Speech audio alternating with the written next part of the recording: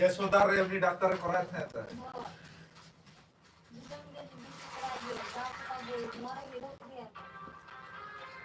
विश्वनाथ केश को जोहार गया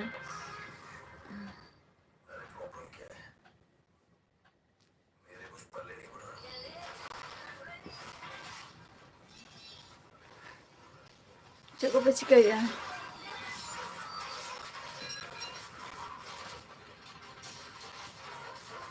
Bapi Hembrem Johar ke dia Bapi. Sila ka menak Mia Bapi.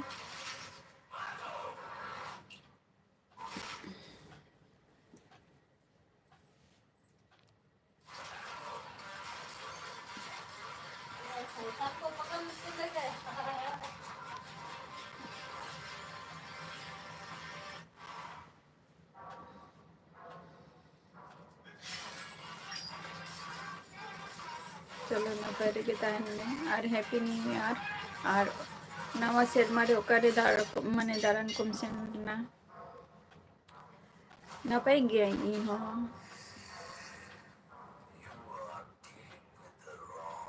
ᱱᱟᱯᱟᱭ ᱜᱮᱭᱟᱹᱧ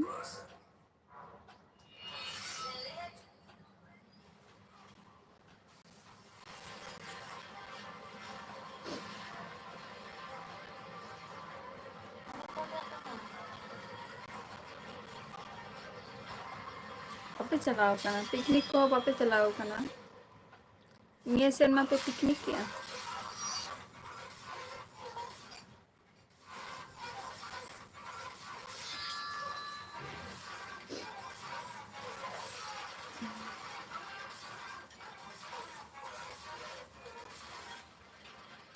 मांगे ना 30 पे सकरात कना सकरात दो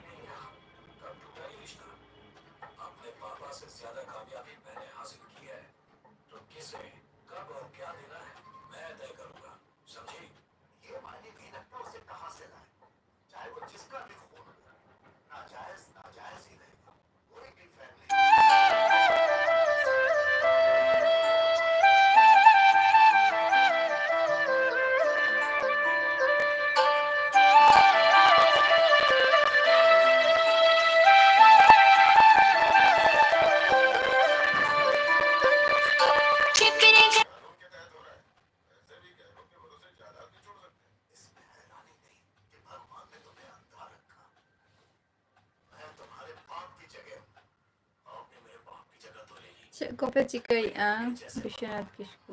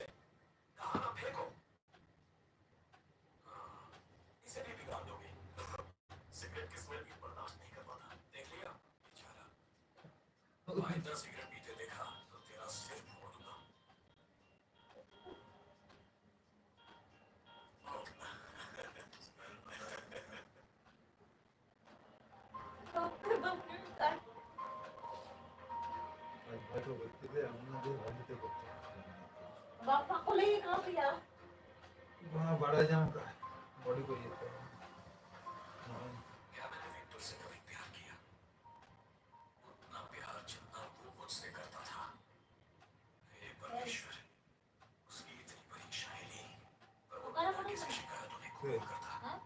उन्होंने यार वो नोड़े तहले ना रुक ताबरिंग दो का जाका जोनी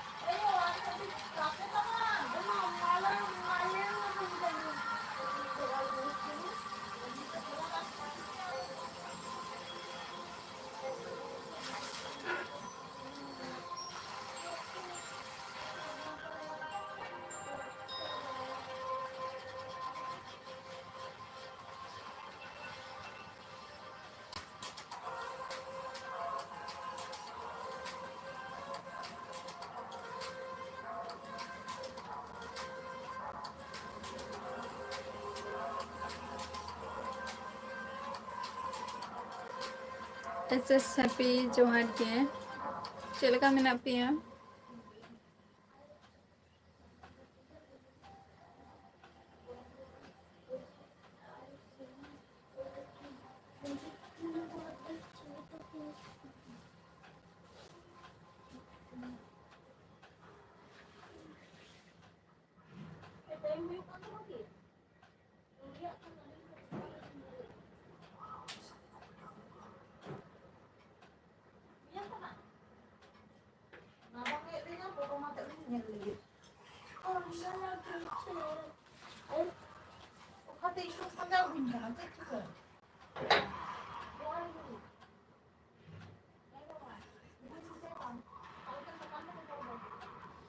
Nabay di kami nangyayang dong. Arapi ko sila kami napia.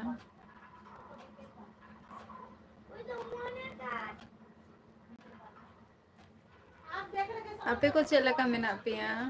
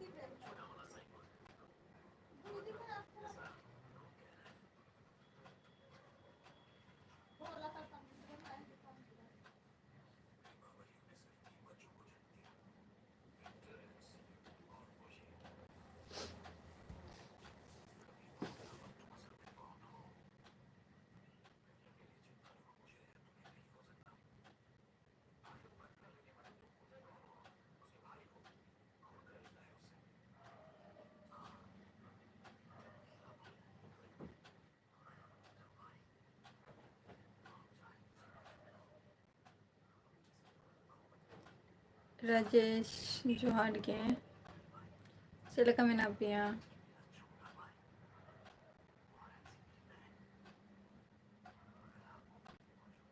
Sila kami napia.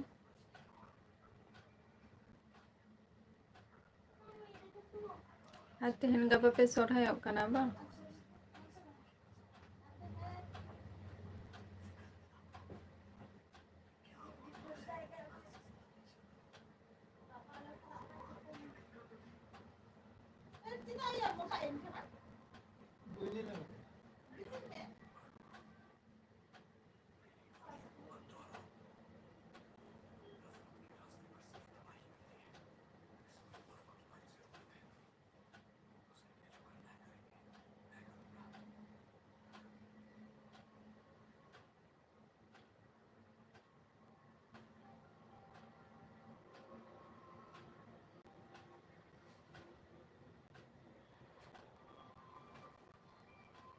चलो होय आले तो नवंबर रे आले तो पारो महीना से आपे तो साल रे प्रथम बार माने 2025 रे आपे तो पुइलु ईयर रेगे आले तो माने 2025 रेगे आले तो नवंबर रे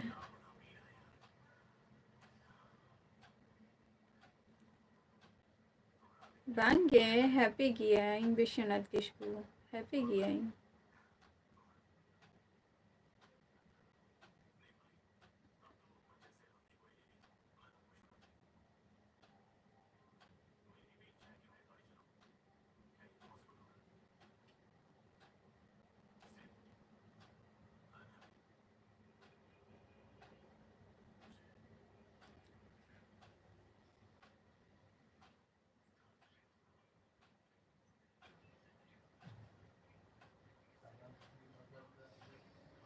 Ya, era bien tuh hari gitu. Kemarin itu.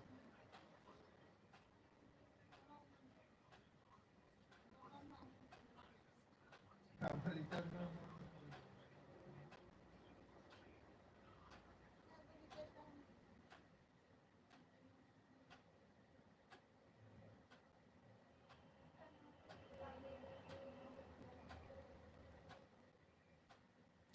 चलका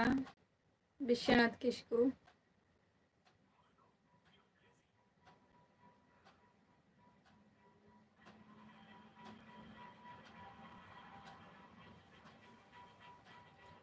चलका Moni कने हैप्पी बच्चे आऊँगा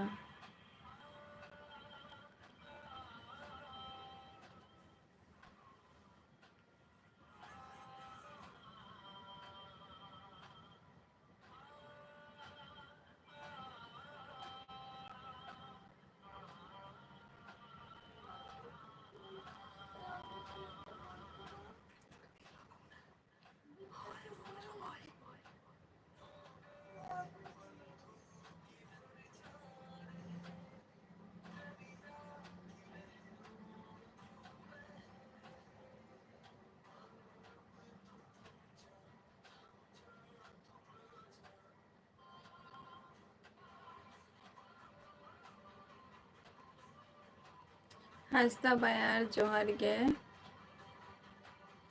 औरिया विश्वनाथ किस्कू औरिया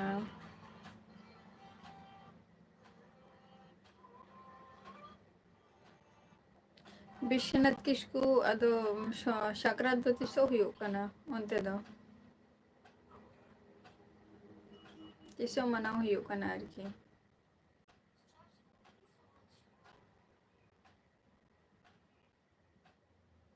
हंसता बायार चलका मेना मिया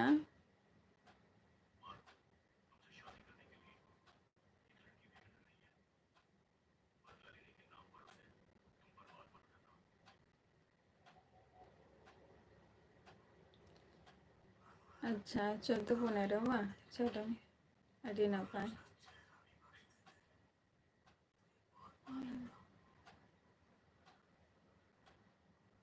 आले सेन हो निंका गे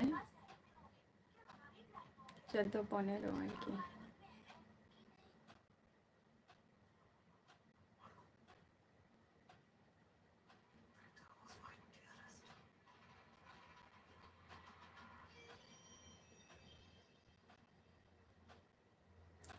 अच्छा अच्छा नुआ नुआ टाइम तेहन दो नुआ कटे ठंडा जस्ते बुझा कना तो ओना खातिर होय तो नुआ कथम लाई आना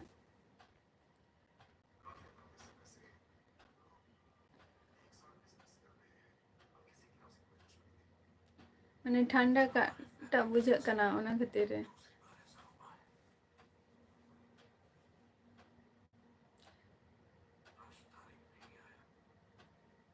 अच्छा तो इन दो वेस्ट बेंगल नदिया डिस्ट्रिक्ट खनिन लइया आम दो का खनम लइया आ सगुन दरम या एलबेरे हैप्पी न्यू ईयर और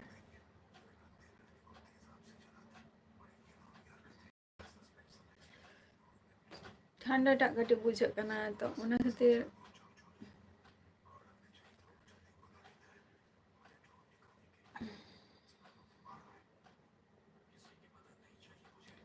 अच्छा आजाद कुमार झारखंड खन चलो और चेक को कमी ही हो गया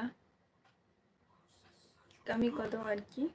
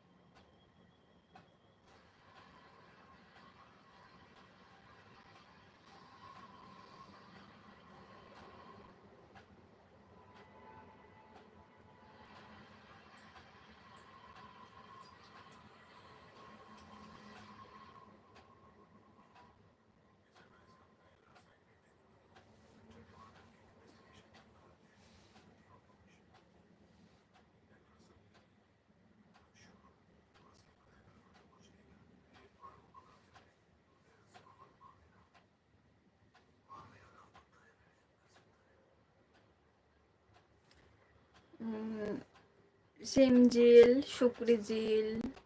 हको निया को जिनिस अगु हो गया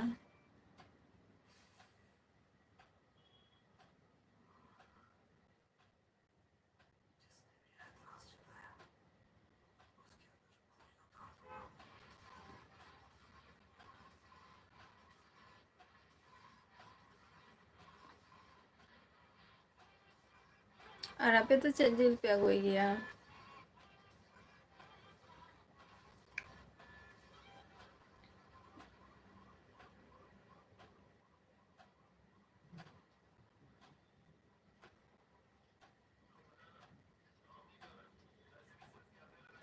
अच्छा भाई वाह हाँ अच्छा चलो ओना हो नपाई कथा कान गया शुधु डंगरी जेल के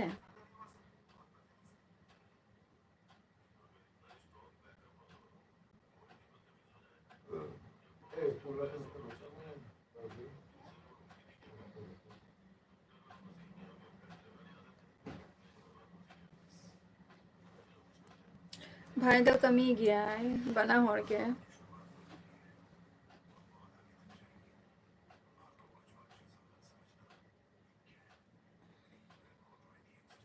मी हो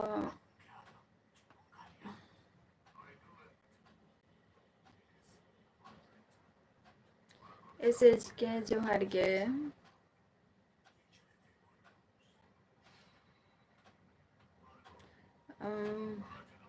बाबा तो वेल्डर ना कमी गया है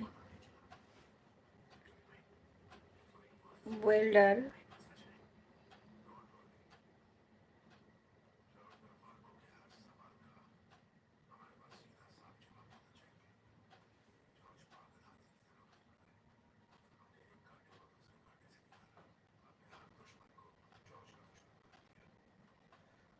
एस के चेको पे चिकैया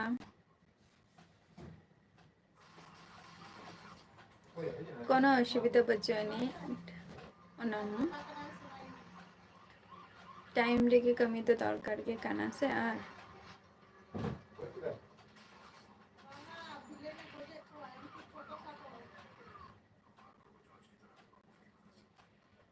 क्लास चाबा तबे तो ना जाना किछु बन कोड़ाव दाड़िया ओना लहारे मा बाबू कोड़ाव दाड़िया आसे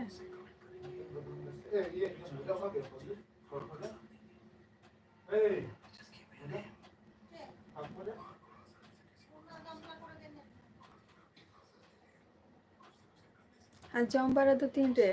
एस के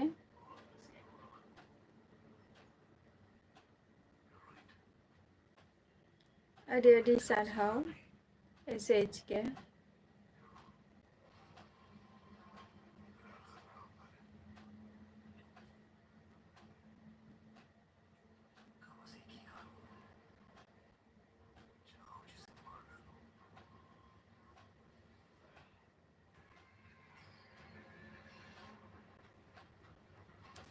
ᱚᱱᱟ ᱢᱟ ᱴᱷᱤक ᱠᱟᱛᱷᱟ ᱜᱮ ᱟᱫᱚ ᱚᱱᱟ ᱫᱚ ᱦᱟᱯᱮ ᱵᱟᱹᱧ ᱵᱟᱲᱟᱭᱟ ᱱᱟ ᱚᱱᱟ ᱫᱚ ᱛᱤᱥ ᱦᱩᱭᱩᱜᱼᱟ ᱥᱮ ᱵᱟᱝ ᱦᱩᱭᱩᱜᱼᱟ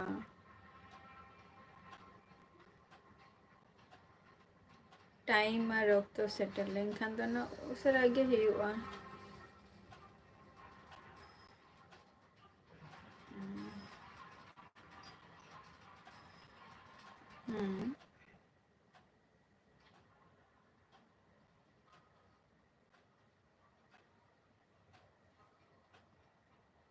अच्छा चलो अड़ी नपाय एसएच के पंकज किस्कू जोहार के ओका खन बिन लैया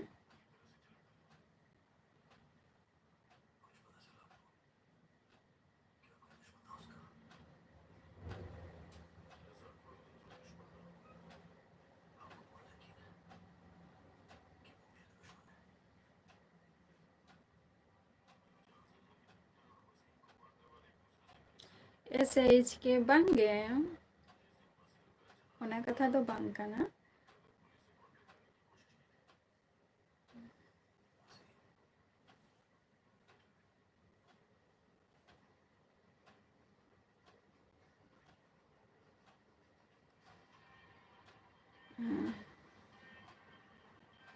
ओना कथा दो बांग काना एसएच के मिद दिन बा मिद दिन हुयुग गया ना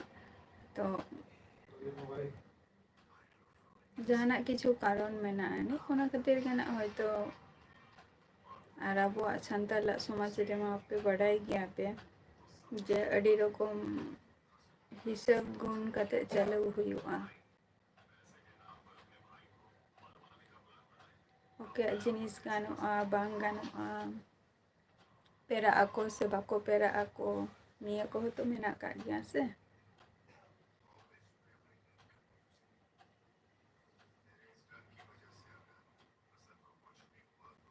अच्छा सोरहाय कान दो बेबा पंकज चलो अड़ी नापाय झारखंड खन बा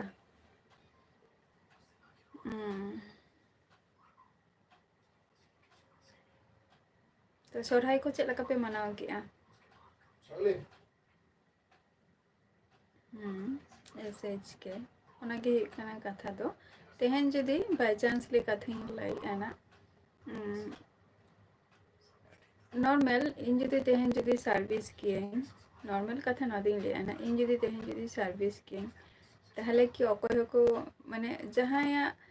खूब कम हर मेना कोआ जे नौकाना चिंता भावना जे जामाई माने जहाना जुदी जॉब जुदी तहन ताय उनी तो लगन तो बाय खोजाय से जामाई ओइन सिम बापला ओकना की खोजाय कखनो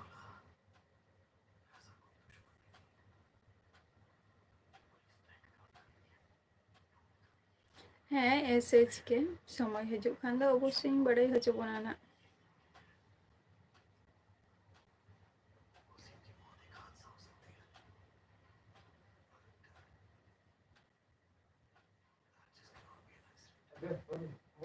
पंकज किसको बांगे समय हे लेखा ओना होना ठीक ऑटोमेटिकली हजूआ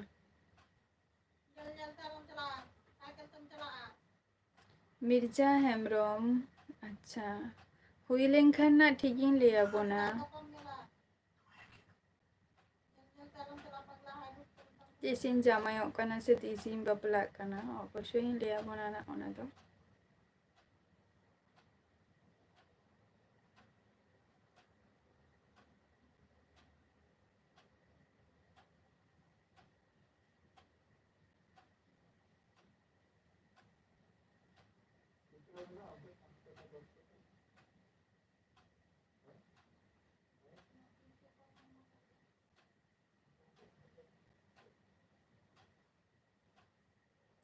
मिर्जा हेम्ब्रम तीसो ओना दिन सेटेरोआ ओना किछु दिन लहारिन लेया बोना ना अरे किते इन दो गरीब इंसान कनी उना अर्धो बइन जेथो हाईफाई से जे वीआईपी जोन रे दो होयतो बइन जोम होचे दाड़िया बोना ना जा आर की दल दाका को इना कोगे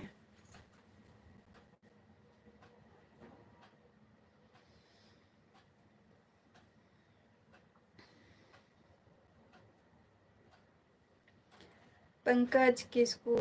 प्रॉब्लम तो झतो होड़ा गे तहन गे छोटो खाटो झतो होड़ा गे प्रॉब्लम तो तहन गया बस ओना प्रॉब्लम जते टेकल रेना क्षमता जन झतो होड़ा जते तहन मा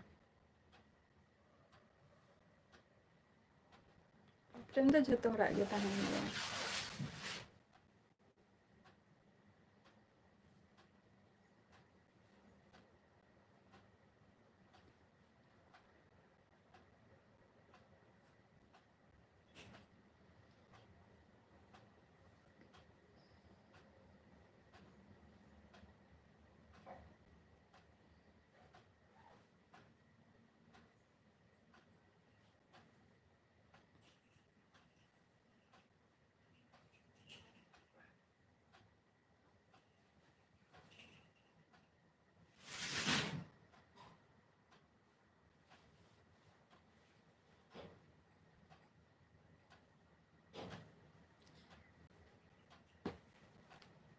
साजन हेम्ब्रम जोहार गे ओका खनम लइआ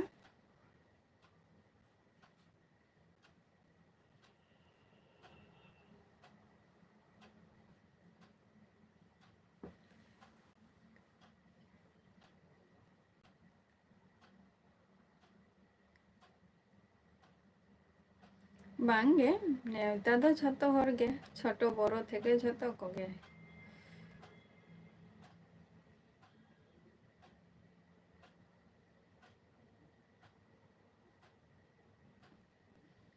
झतो को गे नेवता दो बट ओना दो जहाँ तीन ठीक ओना लहा रेगे ना इन ले दाड़े आबोना ओना दो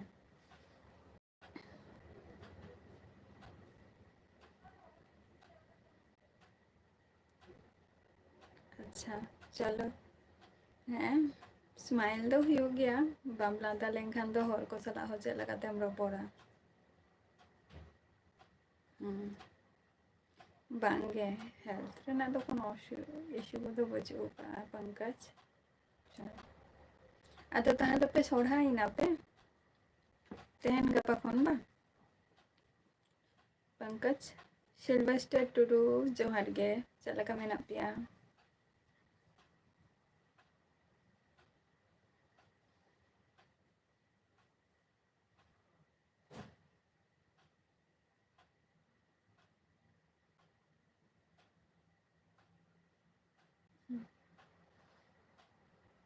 अच्छा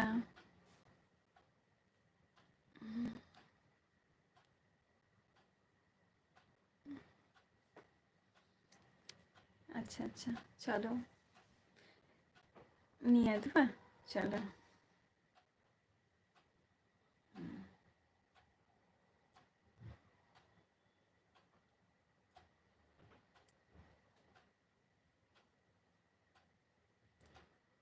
इन दो नापाई गे सिल्वेस्टर आपे को चलका मेना पिया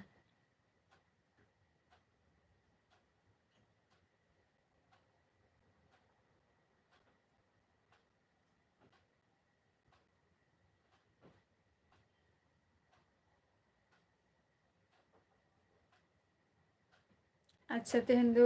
हुई ना बा ताले गपा गपा दो सोढ़ाई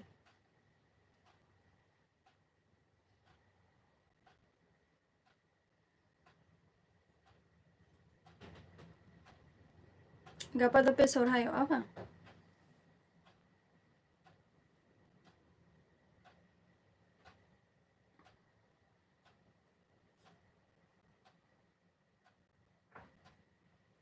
चलो नापाई रे ताहन में आ जम बरा के आम सिल्वेस्टर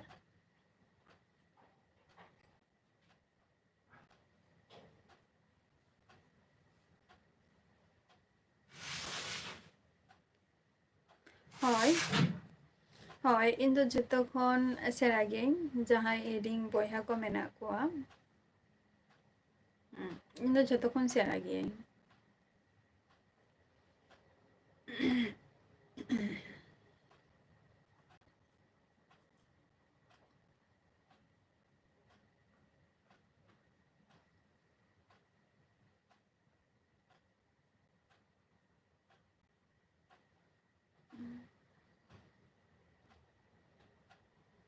अच्छा जम के आम बा बाबूलाल बेसरा जोहार गे।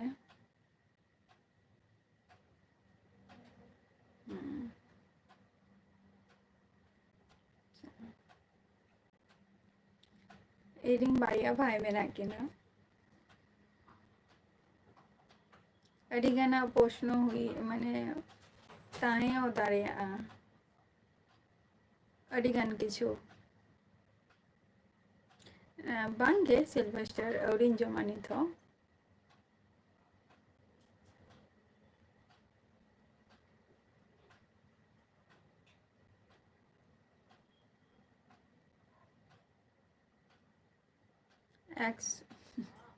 एब्सोल्युटली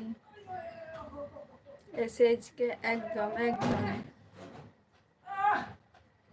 एकदम एकदम ठीक कथा लैका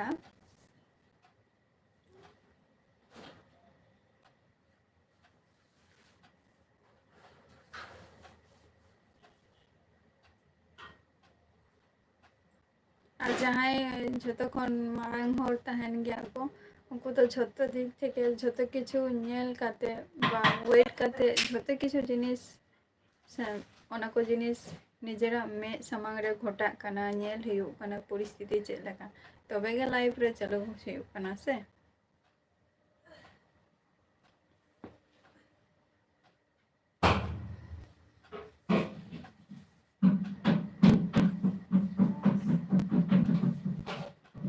तो उना ही तो लई एना तेहन तो सोरहाय रेना गे कना माने तेहन तो सर्दी तो बांग गे ना तेहन दो गापा खन कोना को सर्दिया तेहन तो ना नाड़का जहाँ को आरकी कथा सेरेंग रे मेना का ना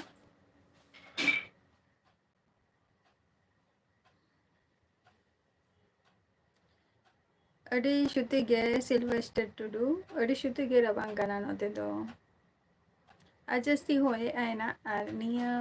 लई आको जेटाना माने लई दो बांगा मैक्सिमाम निया सीजन रे निंकन टाइम रे जहाँ साक्रात माने 15 तारीख लाहा पर्यंत दो मोटामुटी भागे गे ठंडा एमाय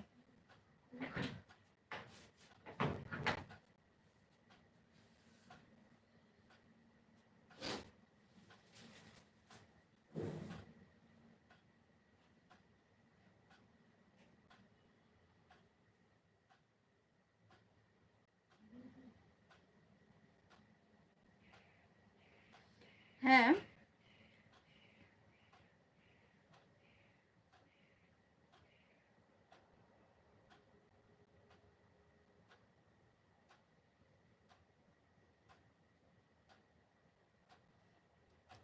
अडिगान किछु गे शुधु ओना शुधु तो बांग गे अडिगान किछु गे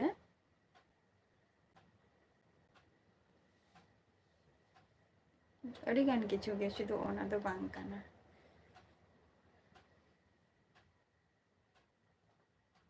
मेन हुयु कना सर मेन पॉइंट जुदिन साबा से ताहले दो हिसाब दो हुयु कना पुइसा जुदी हिसाब खाने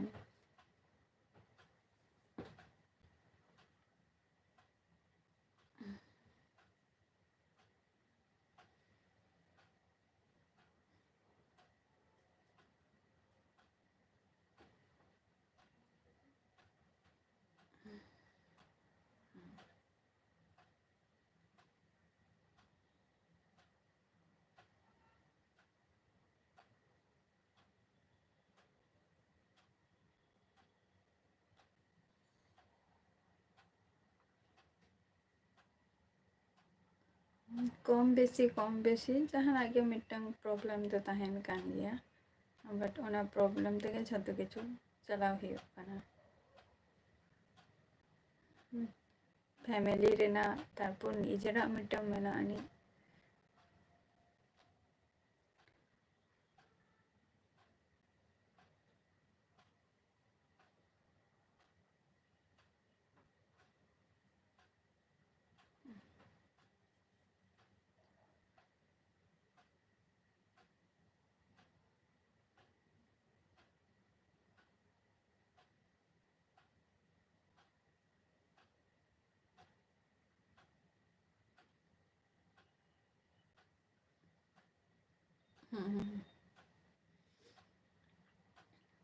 मेन इन तो डायरेक्टली भाविंग लई किया ना इनडायरेक्ट जुदी लई खान दो अड़ी गन किछु गे हैन तेन किंतु मेन दो हुयुग कना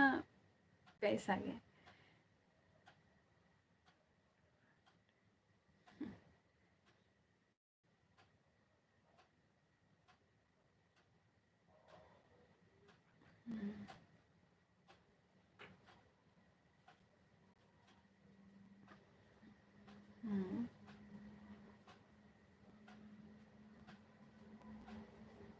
ओना मा खूब एकटा दो कोई हो बाबू दाड़िया गया बोन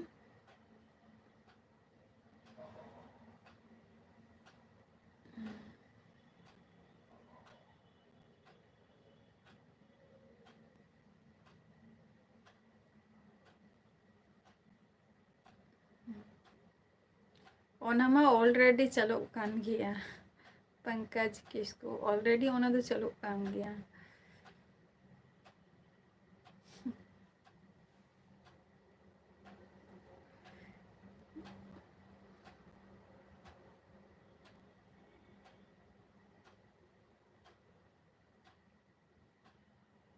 हाँ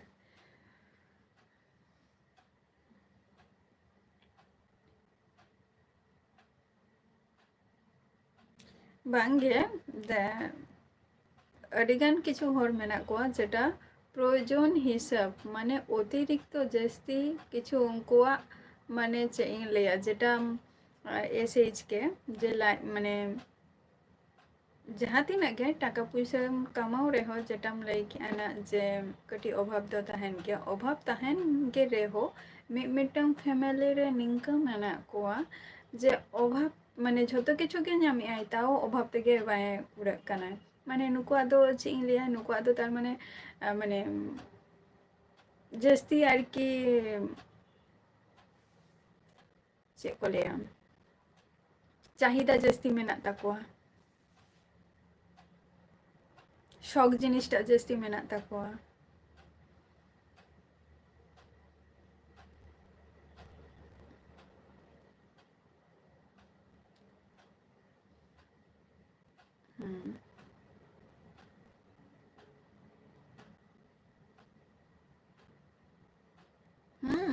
मिटम फैमिली रे जेटा एसएच के जेटा लाइक आइना जे तुम्हार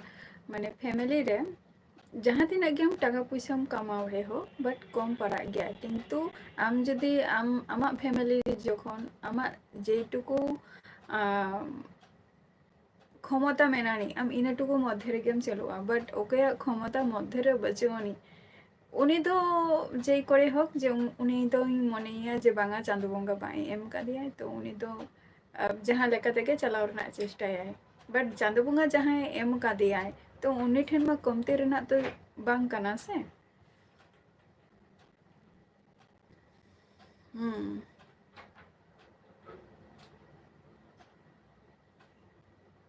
हाँ ओना मा कथा कान गया एसएच के बट मिड समय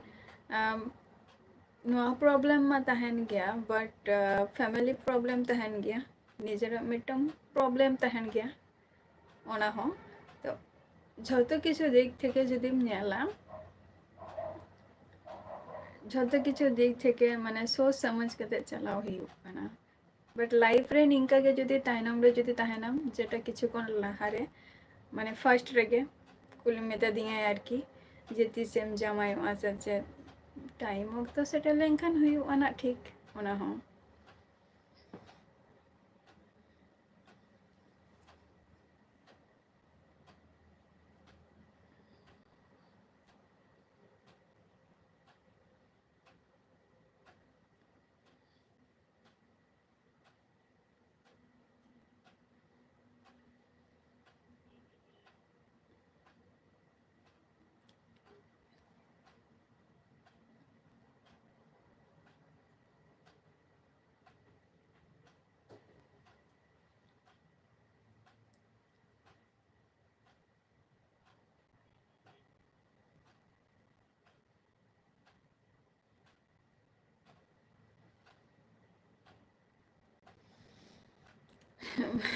बांगे शादी रना कथा दो बांग कना बट निंकना हो ᱡᱮ ᱟᱹᱰᱤᱜᱟᱱ ᱱᱚᱣᱟ ᱯᱷᱮᱢᱮᱞᱤ ᱠᱚ ᱯᱨᱚᱵᱞᱮᱢ ᱛᱟᱨᱯᱚᱨ ᱱᱤᱡᱮᱨᱟᱜ ᱢᱤᱫᱴᱟᱝ ᱯᱨᱚᱵᱞᱮᱢ ᱱᱤᱭᱟᱹ ᱠᱚ ᱫᱤᱠ থেকে যদি ᱟᱢ যদি বেশি বিজি বা বেশি জুদিম তাহেনা তাহলে ᱟᱢ ᱥᱟᱫᱮ ᱨᱮᱱᱟᱜ ᱛᱤᱨᱮᱢ ᱪᱤᱱᱛᱟᱹᱭᱟ ᱥᱮ ᱪᱮᱫ ᱱᱚᱣᱟ ᱦᱚᱸᱛᱚ ᱦᱩᱭᱩᱜᱼᱟ ᱥᱮ ᱛᱚ ᱟᱹᱰᱤᱜᱟᱱ ᱠᱤᱪᱷᱩ ᱯᱨᱚᱵᱞᱮᱢ ᱛᱟᱦᱮᱱ ᱜᱮᱭᱟ ᱯᱷᱮᱢᱮᱞᱤ ᱨᱮ ᱛᱚ ᱱᱚᱣᱟ ᱡᱤᱱᱤᱥ ᱦᱚᱸ ᱵᱟᱝ ᱦᱩᱭ ᱦᱚᱫᱚᱜᱼᱟ ᱡᱮ ᱥᱟᱫᱤ ᱡᱟᱦᱟᱸᱭ ᱵᱟᱯᱞᱟ ᱤᱧ ᱫᱚ ᱱᱚᱣᱟ ᱠᱟᱛᱷᱟᱧ ᱞᱟᱹᱭ ᱦᱚᱪᱚ ᱠᱮᱜᱼᱟ ᱱᱟ ᱟᱨᱠᱤ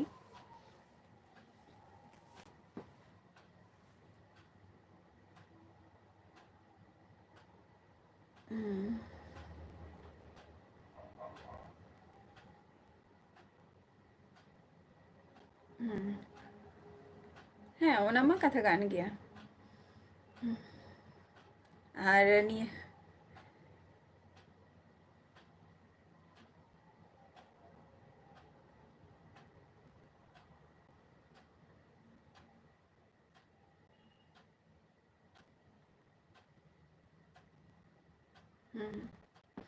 ᱢᱮᱱᱟᱜ ᱜᱮᱭᱟ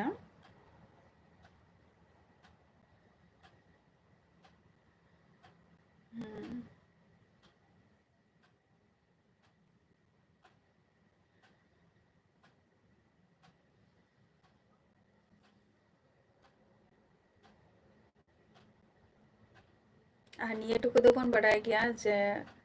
কুড়ি হপন দো কখনো মানে আয়ো বাবা ওরা রে তো শোভা তো বাই এম গিয়া বাট মিদ দিন বা মিদ দিন জামাই ওড়াগ চালা গে ᱦᱩᱭᱩᱜᱼᱟ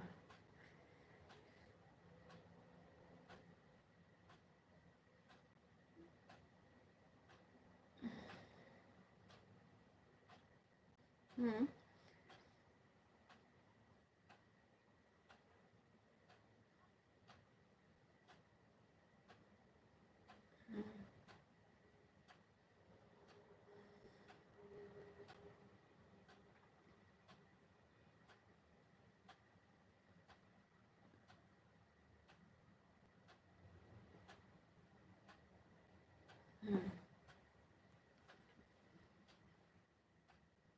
ᱦᱮᱸ ᱪᱤᱱᱛᱟᱹ ᱠᱚᱫᱚ ᱵᱟᱝ ᱟᱫᱚ ᱱᱤᱝᱠᱟᱹᱱᱟᱜ ᱠᱤᱪᱷᱩ ᱠᱤᱪᱷᱩ ᱠᱟᱛᱷᱟ ᱟᱸᱡᱚᱢ ᱛᱮ ᱛᱟᱨᱯᱚᱨ ᱟᱹᱰᱤᱜᱟᱱ ᱠᱤᱪᱷᱩ ᱜᱮ ᱢᱟᱱᱮ ᱞᱟᱭᱤᱯᱷ ᱨᱮ ᱡᱟᱥᱴ ᱢᱤᱫᱴᱟᱝ ᱠᱚᱢᱮন্ট ᱯᱟᱥ ᱵᱟᱴ ᱠᱚᱢᱮন্ট ᱯᱟᱥ ᱫᱚ ᱵᱟᱝ ᱴᱷᱤᱠᱟ ᱚᱱᱟ ᱨᱮᱱᱟᱜ ᱡᱟᱡᱽᱢᱮন্ট ᱦᱚᱸ ᱠᱚᱨᱟᱣ ᱯᱮ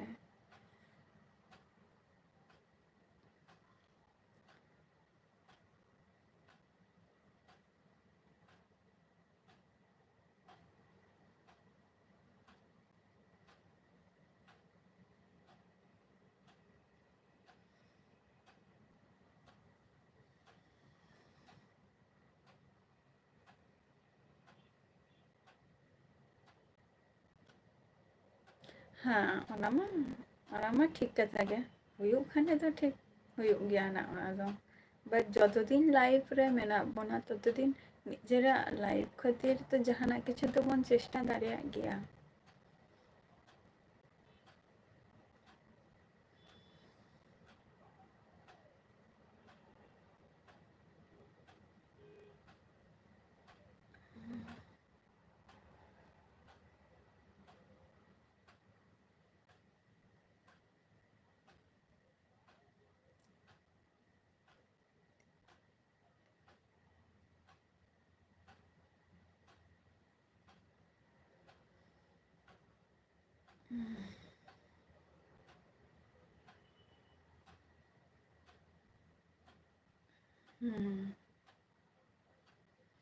ᱦᱳᱭ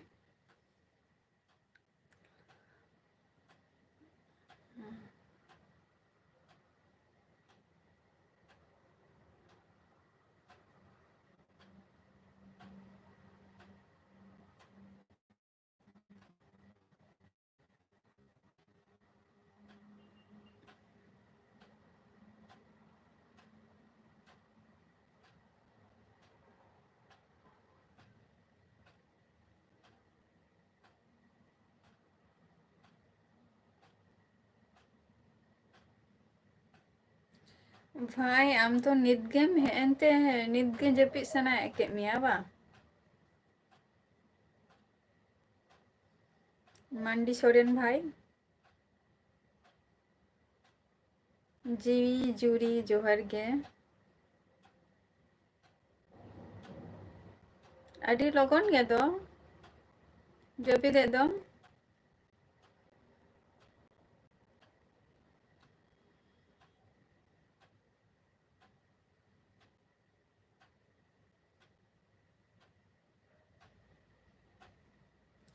ᱟᱪᱪᱷᱟ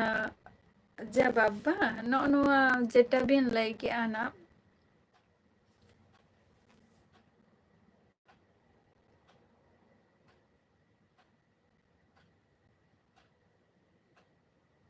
ᱵᱟᱝᱜᱮ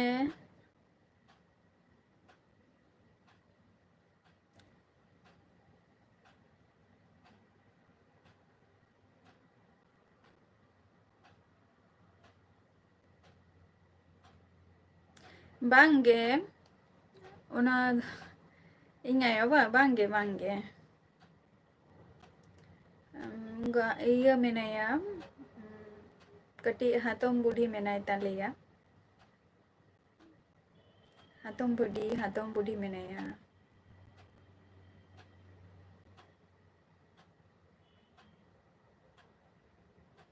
hatom budi menaya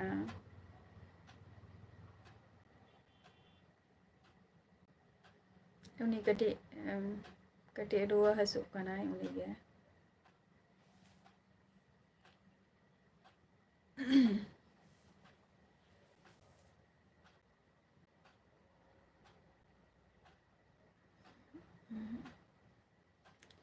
hatom budi unige kati osusto kanay unige kati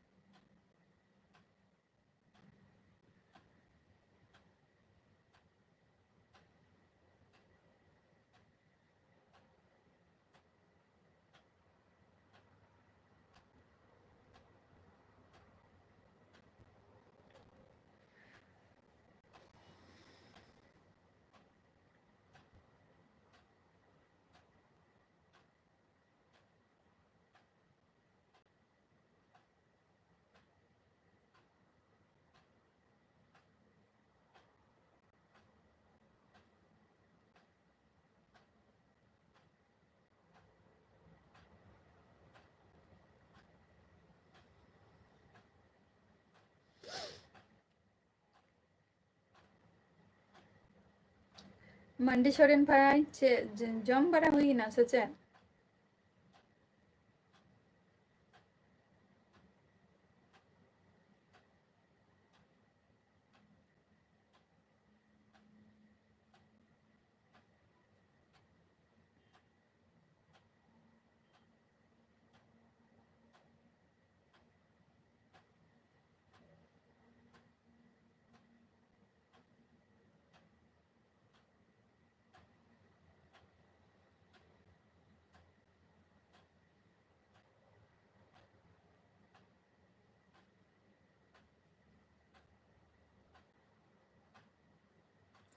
ᱦᱮᱸ ᱡᱷᱚᱛᱚ ᱱᱟᱯᱟᱭ ᱜᱮ ᱥᱩᱫᱷᱩ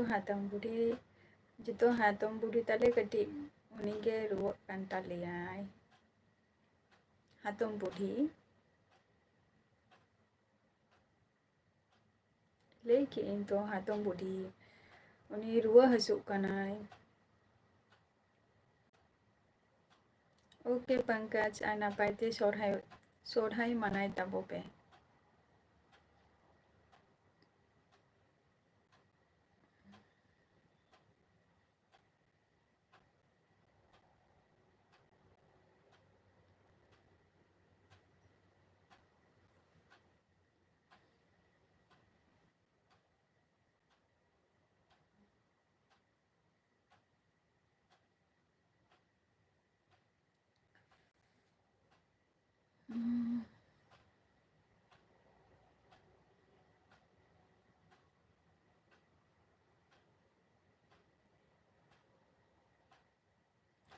अच्छा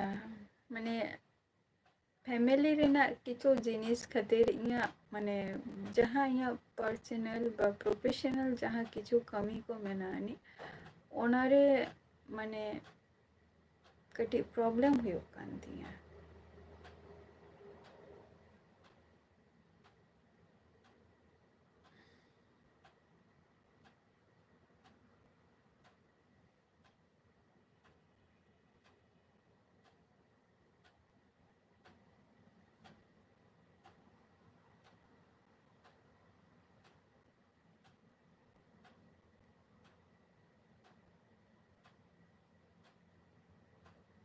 अच्छा पहिल दिन खन गे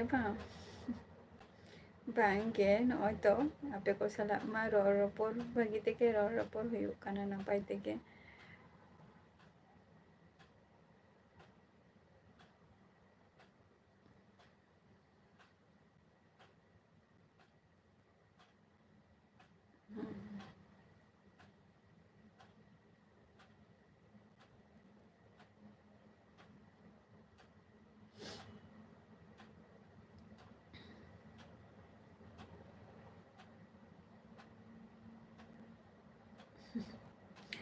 झूठ को तो बांगे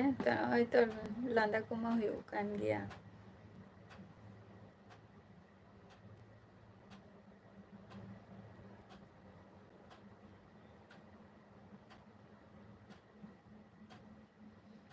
लांदा को मा हुयुग कान गया आपे को साला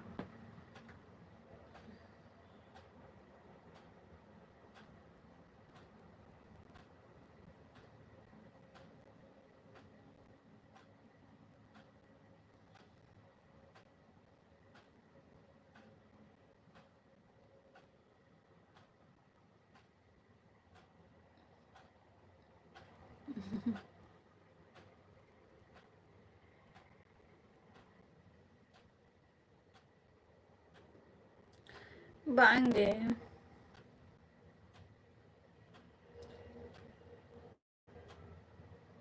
पंकज किसको बांगे इस एज के बांगे चाहे आपे को साला चल कर रपड़ हुयुग इनका गे और हुयुग काना बांगे गैस फेस तो कोनो प्रॉब्लम तो बांगे और गैस मेस को तो माने ले गया को जे गैस ते दमे हसुआ को तो चेक के बच सकती हैं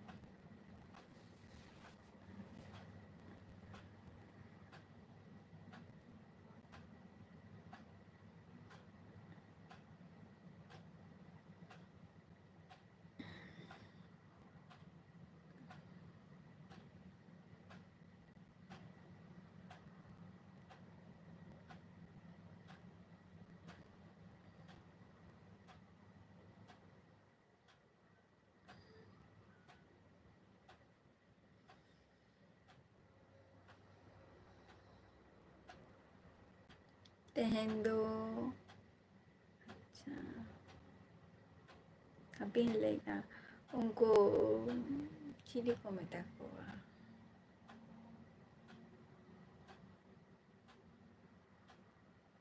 उनको बेजी तो चिली को मेटा को बहन बड़े है ना उनको मने सेंद्रा जेल आरकी सेंद्रा जेल और आलू को चोखा दिया आलू चोखा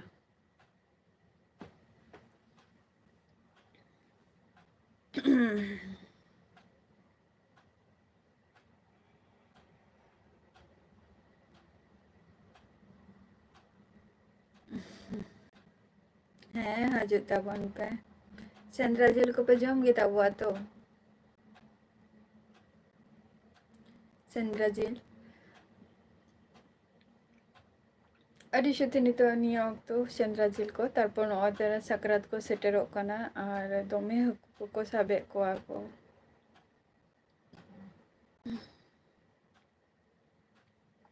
अदु तेहन गपा तो जस्ती चला कना को सेंद्रा को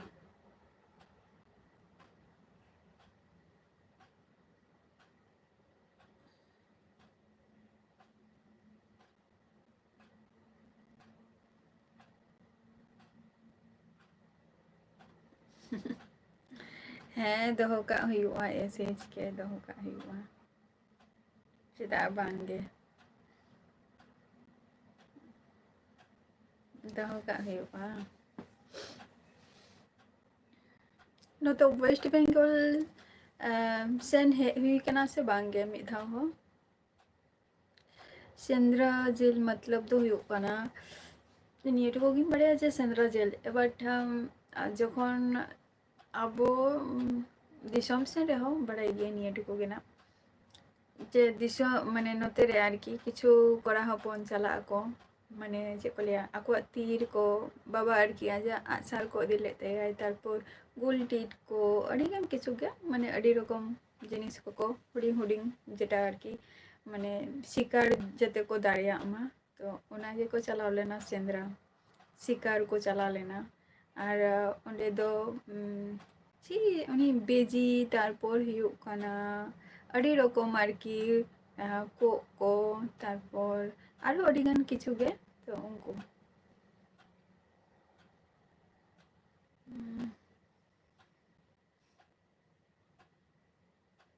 अच्छा तो बड़ाई गया बिन तो सेंद्रा होय उनी शिकार आरकी चला को तो उनको को नाम आगो को तो ओनागे आदो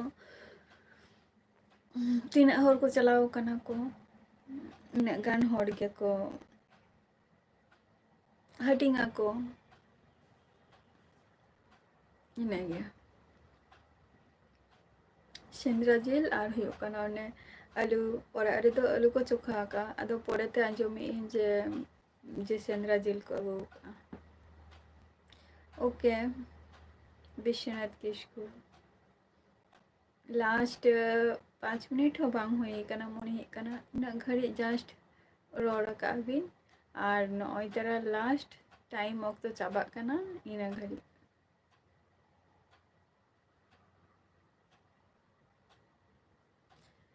उड़ीसा रे ताहे काते बबिन जमा का सगुन अब जोहार गे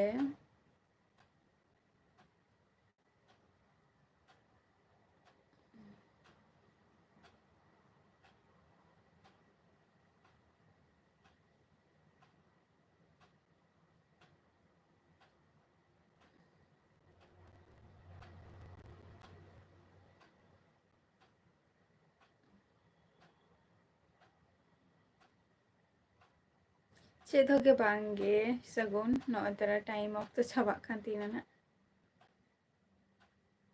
ओ और अतु करे तो बाको सेनोग गया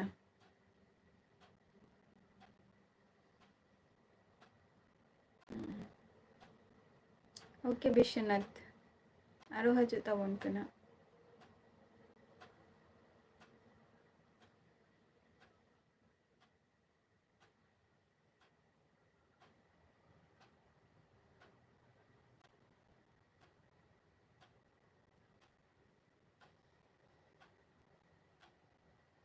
हाँ चलो